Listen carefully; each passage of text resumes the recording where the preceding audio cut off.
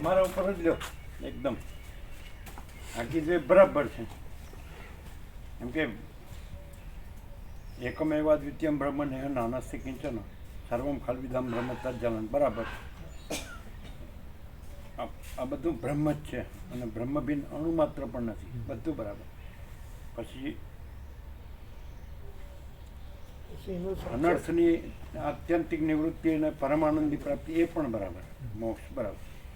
જ્ઞાનના સાધનોમાં અને પ્રક્રિયામાં ભારે ગોથા ખાધા છે એ તમે તમારા ગુરુ તમારા શાસ્ત્રો એ ક્યાં ક્યાં ક્યાં ભારે ગોથા ખાધા છે કયો. અને સાથે સાથે સાથે સાથે અહીં શું છે એ પણ કયો. કમ્પેરેટિવ એટલે તારતમ્યથી તુલનાત્મક દ્રષ્ટિએ અમારી વાત કરીએ કે તમે અને તમારો ગુરુ પણ તમે એકલા નહીં, પેલા ગુરુ આવે પછી તમે આવો. સાધનોનો નિર્ણય કરવામાં અને પ્રક્રિયામાં તમારા ગુરુએ ક્યાં ગોથા ખાધા છે અને તમે ક્યાં ગોથા ખાધા છે અને અહીં શું છે. અમે તો પ્રક્રિયામાં તરત નિર્ણય જ થતો નહોતો કે આમ કરવાથી આમ થશે, આમ કરવાથી નિકટ સમાધિ થશે, આમ કરવાથી વાસના ક્ષય થશે. તમારા ગુરુએ ક્યાં ગોથા ખાધા છે જ્ઞાનના સાધનોમાં પ્રક્રિયામાં એ પહેલાં કયો. અમે ખાધા હોય પછી તમે તો એનાથી ખાવ ને ભાઈ. ગુરુએ ખાધા હોય પછી તમે એટલે ગુરુએ ક્યાં ગોથા ખાધા છે કયો. તો ભાઈ આમ કરવાથી જ આમ જ્ઞાન થાય, આમ કરવાથી જ જ્ઞાન થાય, આમ કરવાથી જ થાય એમ. ના ગુરુએ જ્યાં ગોથા ખાધા હોય કયો. સાધન જ્ઞાનના સાધન અને પ્રક્રિયામાં કંઈક કરવું જોઈએ એમ. શું ચિત્ત શુદ્ધિ કરવી જોઈએ, યોગ્યતા પ્રાપ્ત કરવી જોઈએ. શું પ્રાપ્ત કરવું જોઈએ? યોગ્યતા એટલે શું પણ કેવી યોગ્યતા? સાધન ચતુષ્ટય પછી શ્રવણ મનન નિધિ દર્શન કરાય. એ તો આમાં આવે જ છે, ક્યાં વેદાંતમાં તો આવે જ, ક્યાં ના છે. ગોથા એમ કીધું કે બધું આ બધું બ્રહ્મ જ છે. બ્રહ્મ બિન અણુ માત્ર પણ નથી. 100% સત્તરાણી નિસંશય સગુણ બ્રહ્મ છે, સ્વયં બ્રહ્મ છે, કેવળ બ્રહ્મ છે, અખંડ બ્રહ્મ છે બરાબર, અપરિચ્છિન્ન બ્રહ્મ છે બરાબર. અને અનર્થની આત્યંતિક નિવૃત્તિ અને પરમાનંદની પ્રાપ્તિ મોક્ષ એ બધું બરાબર. પણ જ્ઞાનના સાધન અને પ્રક્રિયામાં ગોથા ખાધા છે. તમારા ગુરુએ ક્યાં ગોથા ખાધા છે પછી તમારું તો પછી આવે, તમે એને અનુસરો એટલે તમે ગોથા કહો. અને અહીં શું છે આમ ખબર પડે. શું ખબર પડે? એટલે શાબ્દિક બૌદ્ધિક નહીં. વસિષ્ઠ પ્રકાશથી જે આપણે વસિષ્ઠ પ્રકાશ સાંભળ્યો. વસિષ્ઠ પ્રકાશથી એટલું બધું ક્લિયર છે કે બ્રહ્મ જે કહેવાય છે એ આખું અનંત ચૈતન્ય પ્રકાશ પોતે જ છે અને એમાં બીજું કંઈ થવું સંભવતું જ નથી. જ્યારે વેદાંત કંઈ પણ છે તો એ આ હું દેહમાં જીવ કે જે પણ નથી એવી કલ્પનાને સાચી માનીને એ બ્રહ્મ છે એટલે સુધી પહોંચી જાય. અને એમાં ક્લેરિટી એટલી નથી થતી એટલે જીવ જે હોય પોતાને જે જીવ માનતો હોય એવો એ બંને વસ્તુ કર્યા કરે, પરમાર્થ પ્રાપ્તિ માટે કર્યા કરે અને સંસારને સાચો માનીને એને એની અંદર વાસના રાખીને પણ વર્ત્યા કરે. અને આ એબ્સોલ્યુટ પ્રકાશ એટલો બધો ક્લિયર છે કે એની અંદર એમના ગુરુ ગ્રસ્ત હતા પણ એમણે સંન્યાસ લીધો એટલે પછી સંસારનું કરવાનું રહ્યું નહીં. તો એ જે સંન્યાસી છે એની એક આઈડેન્ટિટી એ અલગ રાખે, જ્યારે બ્રહ્મમાં એવું કંઈ સંભવતું જ નથી. એટલે અહમ બ્રહ્માસ્મિ જે કે એ જે જીવ છે કે જીવ ભાવ ભલે ગમે તેટલો વેદાંત જાણતો કરતો હોય પણ આખું એ હુંથી સાપેક્ષ, અને એક સાપેક્ષતા એટલે કંઈ નથી. આ નિરપેક્ષ સત સ્વયં આખું છે. તમે શું કહો? સાધન જ્ઞાનના સાધન અને પ્રક્રિયામાં ક્યાં ગોથા ખાધા? એ તો સાધન ચતુષ્ટયની ક્યાં ના પાડી, ચિત્ત શુદ્ધિની ક્યાં ના પાડી? પ્રારંભિક દશા છે એકદમ જે દેહાધ્યાસ હોય, મૂળતા જડતા હોય, વિષય અનુરાગ હોય ત્યાં સુધી તો એ કીધું જ છે કે ભાઈ તમે નિષ્કામ કર્મથી ચિત્ત શુદ્ધિ કરો, નિષ્કામ ઉપાસનાથી ચિત્તની એકાગ્રતા કરો અને વસિષ્ઠ જેવા સદગુરુથી તમે સાધન ચતુષ્ટય કરીને પછી શ્રવણ મનન નિધ્યાસન કરે. તો કીધું એકદમ જે એકદમ મૂળતા જડતામાં છે દેહાધ્યાસની એમ જેને અહમ અને વાસના ભ્રાંતિની ગુલામીમાં સુખ ભ્રાંતિ છે, તો એને માટે તો એ બધું બરાબર કીધેલું જ છે. ગોધો ખાધો ક્યાં ગોસા ખાધે છે? અમે નહીં જાણતા. જ્ઞાનના સાધનોમાં ગોસા ખાધા જ છે. જો પ્રકાશથી કહીએ, શબ્દ બુદ્ધિથી નહીં અને થિયરી નહીં, ફિલોસોફી નહીં, પ્રકાશથી કહીએ, પ્રકાશ છે, બ્રહ્મ છે, પ્રકાશ છે, પ્રકાશ છે, બીજું કંઈ છે? તો એ પ્રકાશ છે, એ પ્રકાશ જ જ્ઞાન છે.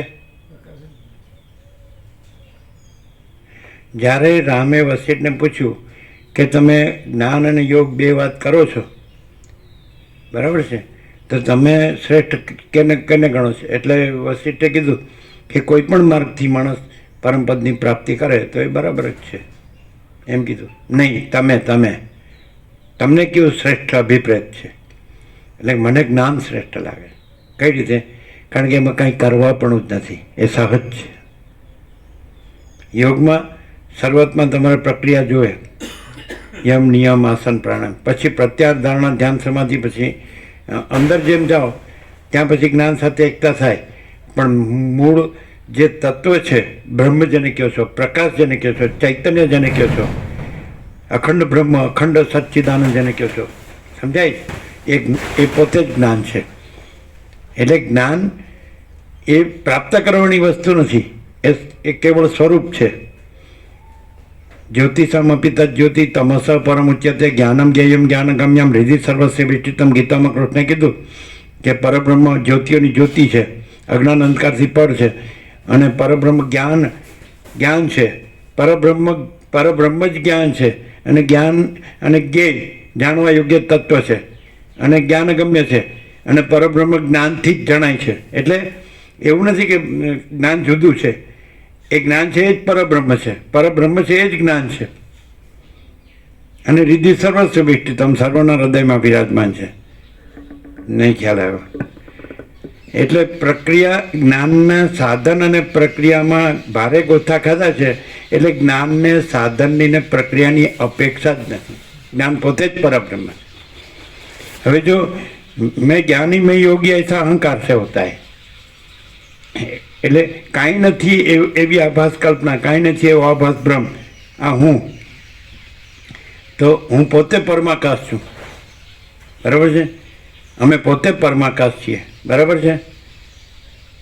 આમાં સચ્ચિદાનંદ ઘન પરમાકાશ અમે પોતે જ છીએ, બરાબર છે?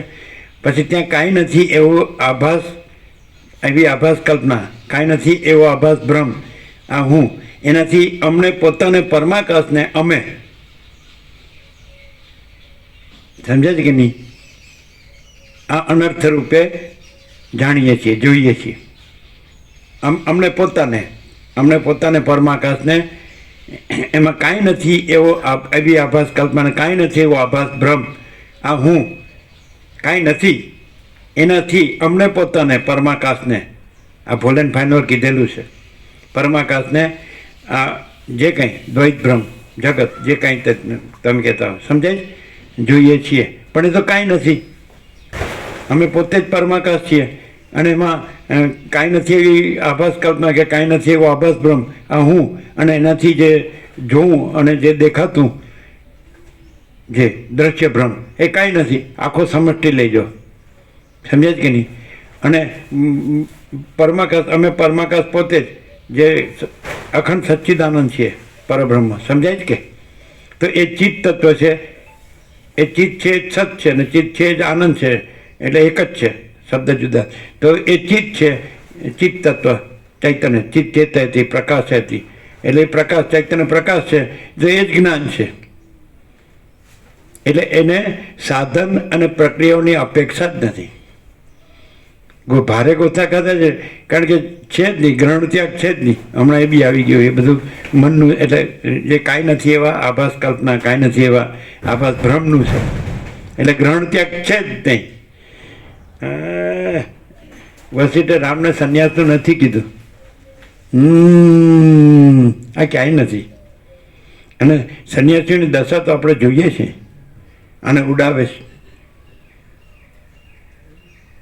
જ્ઞાનાત એવો તો કૈવલ્યમ, જ્ઞાનથી જ કૈવલ્ય એટલે મોક્ષ એમ કીધું. પણ એવો અર્થ નહીં લેવાનો. પ્રકાશથી એટલે હોય તો જ્ઞાન જ મોક્ષ છે એમ કીધું. કે જે આત્મા, બ્રહ્મને જે આત્મા કીધો છે, તો એનો સ્વભાવ શું કીધો? નિત્ય શુદ્ધ બુદ્ધ મુક્ત. બુદ્ધ, એમાં બુદ્ધ શબ્દ આવે છે. બુદ્ધ, બોધયતી, સમજાય? નિત્ય શુદ્ધ બોધ રૂપમ. બ્રહ્મ શું છે? નિત્ય શુદ્ધ બોધ રૂપ. બોધ કયો, જ્ઞાન કયો, અનુભવ કયો, ચૈતન્ય કયો, તેજ કયો, જ્યોતિ કયો, પ્રકાશ કયો. બોલો, નહીં ખ્યાલ આવ્યો? જ્ઞાનના સાધનો અને પ્રક્રિયામાં ભારે ગોથા ખાધા છે, તો પણ સાધનો અને પ્રક્રિયા છે જ નહીં. ખ્યાલ આવે? તો અહીં શું છે? અને તમે જે બધું કર્યું એ શું છે? તો બધા કરે છે શું છે? માણસ ઈશ્વર પ્રાપ્તિ માટે કે ભગવાન લાભ માટે, આત્મ સાક્ષાત્કાર માટે કે બ્રહ્મ સાક્ષાત્કાર માટે અહીંથી વયો જાય હિમાલય. પછી એને રહેવા તો જોઈએ ને, ક્યાંક રહેવા જોઈએ, ખાવા પીવા, પહેરવા, ઓઢવા, પાથરવા, બધું ઠંડી ગરમી હાથે, સમજાય? એટલે પછી ક્યાંક ને ક્યાંક તો રહે ને. એટલે પછી ગુરુ કરે ને, અને પછી કેમ કરે ને. એટલે કે વ્યાકરણ ભણો, ઉપનિષદ ભણો, શ્રુતિ ભણો, બ્રહ્મસૂત્ર ભણો, ગીતા ભણો, અને બીજું રામાયણ, મહાભારત. ગુરુને પછી જે અભિપ્રેત હોય, ગુરુ શિવવાળો હોય તો પછી શિવ પુરાણ, ગુરુ રામવાળો હોય તો પછી રામાયણ, ગુરુ કૃષ્ણવાળો હોય તો પછી ભાગવત કરો. પછી એમાં માસ્ટર થઈ જાઓ, પછી ગુરુ કથાકાર ઉપદેશક થઈ જાઓ, પછી આશ્રમમાં મંદિરો બનાવો, પ્રોપર્ટી બનાવો. ભારે ગોથા. અને પછી તમે બ્રહ્મચારી અને સંન્યાસી, અને તમારા દારેશના, પુત્રેશના, વિત્તેશના, લોકેશનો ત્યાગ, સર્વત્યાગી, કામિની કાંચન ત્યાગી. આમાં શું છે? જ્ઞાન જ બ્રહ્મ છે, એટલે એમાં સાધનની કોઈ જરૂર નથી. એટલે એના માટે કંઈ આ બધું કંઈ કરવાની જરૂર નહીં સંન્યાસ લેવાનું. આ તો પછી એનો અર્થ એમ કે પછી આ એવું જ્ઞાન જે પ્રકાશ છે, જ્ઞાન પ્રકાશ જ હોય, અને પ્રકાશ જ જ્ઞાન હોય, જ્ઞાન જ પ્રકાશ હોય. महाचिदाकाश स्वयं प्रकाश अनुभव ज्ञान स्वयं प्रकाश को शब्द ज्ञान की अपेक्षा नहीं है। तो आओ आओ जो जो हो केवल ज्ञान એટલે કેવળ પ્રકાશ, કેવળ ચૈતન્ય, કેવળ સ્વયં પ્રકાશ, સ્વસમેધ્ય, સમજાય? કેવળ અનુભવ એટલે કેવળ મહાચિદાકાશ, એવો કેવળ સ્વરૂપ રહ્યો હોય તો પછી ગમે એમ વર્તે એમ કે તમે એમ જાણી લીધું કે ચલો જ્ઞાન છે, પોતે જ છે, એટલે પોતે જ પરમપદ છે ને પરમ કૈવલ્ય છે ને પરબ્રહ્મ છે, અખંડ સચ્ચિદાનંદ છે. તો પછી કેવો રહે?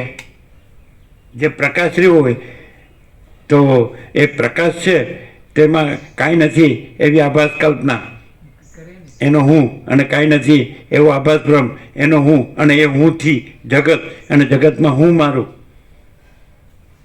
એવી રીતે હોય તો કેવી રીતે હોય? તો કેવી રીતે હોય?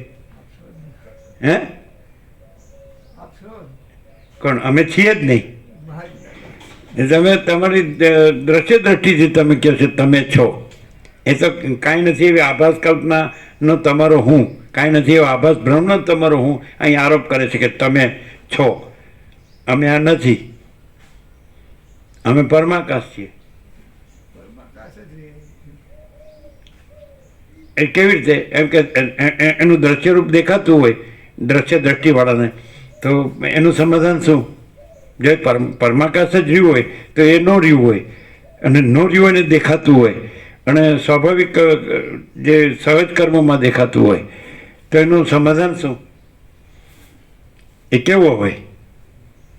જેને વસિત તત્વવેત્તા જીવન મુક્ત કહે છે, જ્ઞાની પણ કહે છે, જે કહેતો. અમે તો એમ કહે છે કે મેં જ્ઞાની મેં યોગ્ય એસા અહંકાર से होता है. તમારું પ્રકાશથી. હા, તો શું શું શું એનું સમાધાન શું?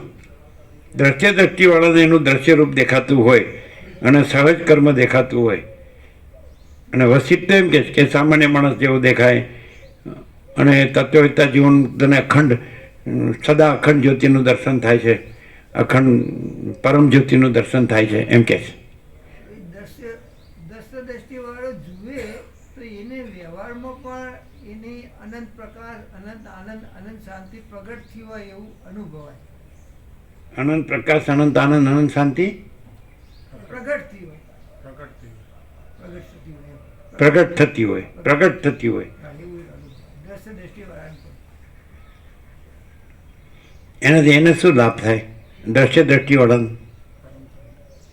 એને પણ શાંતિ થાય ને, એનો ભ્રમ ના રહે અને એને શાંતિ થાય. અને એને જે આ સાધનોનો ભ્રમ કે બીજો કોઈ ભ્રમ હોય, દેહાભિમાન, એ બધું રહે નહીં.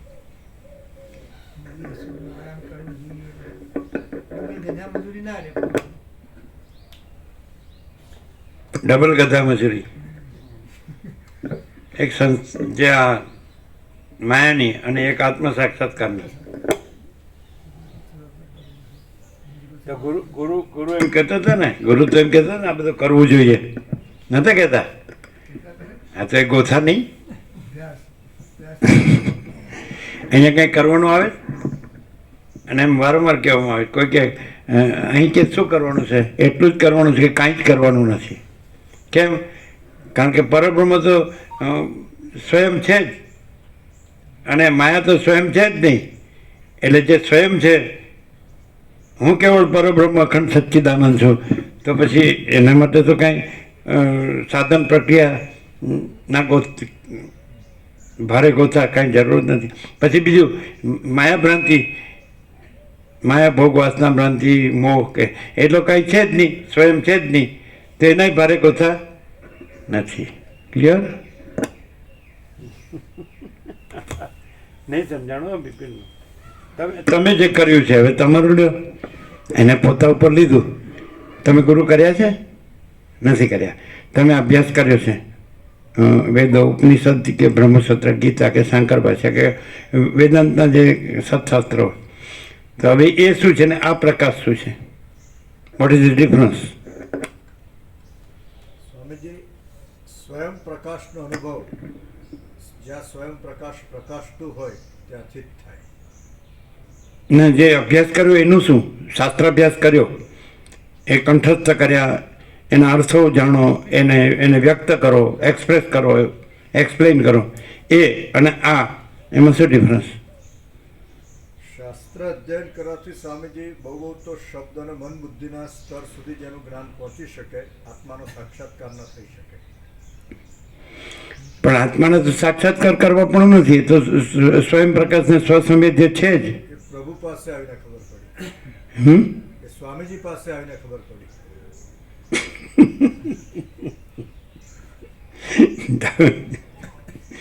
આત્માને કે કોઈ બીજા પાસેથી પોતે આત્મા છે એવું ખબર પડે? કોઈ બીજો છે? તમે જેને સ્વામીજી કે પ્રભુ કહો છો એ તો છે જ નહીં, એ તો દ્રશ્ય દ્રષ્ટિથી કહો છો.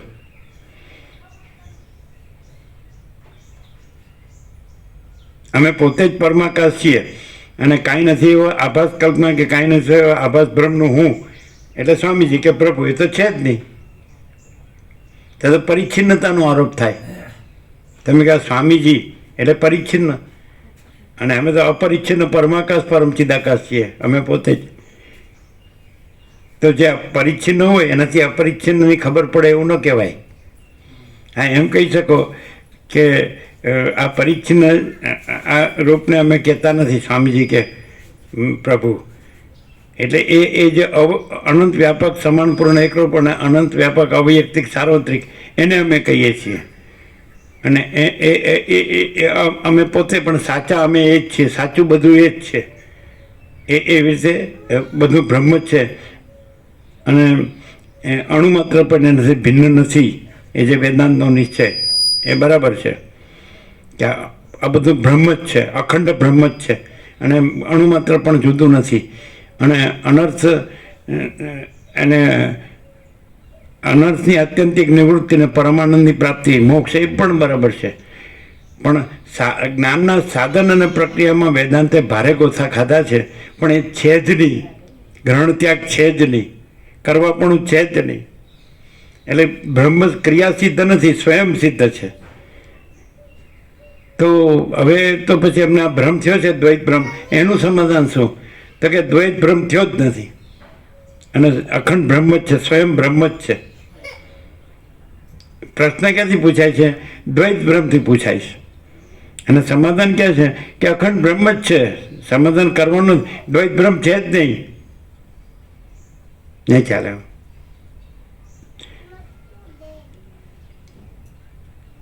કાંઈ નથી એવી આભાસ કલ્પના અને કાંઈ નથી એવો આભાસ ભ્રમ, એનું સમષ્ટિમાં લઈ લો આખું, તો છે જ નહીં.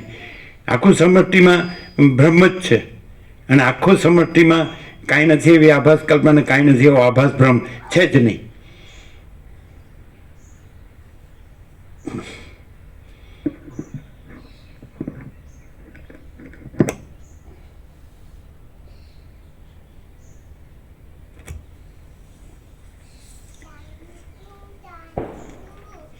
આ જગત બ્રહ્મ જ છે, બ્રહ્મથી જુદું બીજું અણુ માત્ર પણ નથી, એવા નિશ્ચયરૂપ વલણ ઉપર ચડેલા વેદાંતી લોકોના મને સગળા અનર્થોની નિવૃત્તિ અને પરમાનંદની પ્રાપ્તિ એ જ મોક્ષ છે એમ નિર્ણયપૂર્વક ઠરાવેલું છે. જો કે વેદાંતી લોકો મોક્ષના સ્વરૂપનો નિર્ણય કરવામાં અમે કાંઈ કર્યું હોય એવું અમને ખબર નથી, અમે યાદ નથી, અમે કાંઈ કર્યું જ નથી. અમે કોઈને કાંઈ પૂછ્યું નથી. ઇનેટ જો અમે બ્રહ્મ ન હોઈએ તો અમે કાંઈ નથી, અને જો અમે જ પોતે જ બ્રહ્મ હોઈએ તો પણ બીજું કાંઈ નથી. જો અમે બ્રહ્મ ન હોઈએ તો એ અમે કાંઈ નથી, અને જો બધું જ બ્રહ્મ છે એ રીતે અમે પોતે જ બ્રહ્મ છીએ, અખંડ બ્રહ્મ છીએ, તોય બીજું કાંઈ નથી. હવે કેવી રીતે કે તમે બોલો છો બરાબર, પણ કેવી રીતે તમે પોતે જ અખંડ બ્રહ્મ છો? સમજાય કે નહીં? તો આ જે પ્રકાશ છે, આ જે પ્રકાશ છે એ જ અખંડ બ્રહ્મ છે. જે હમણાં કીધું, અમે જો આ કાંઈ નથી એવી આભાસ કલ્પના અને કાંઈ નથી એવા આભાસ બ્રહ્મનો આ હું હોઈએ તો અમે કાંઈ નથી, અને કાંઈ નથી એવું તો સંભવિત જ નથી, કારણ કે અખંડ બ્રહ્મ છે જ.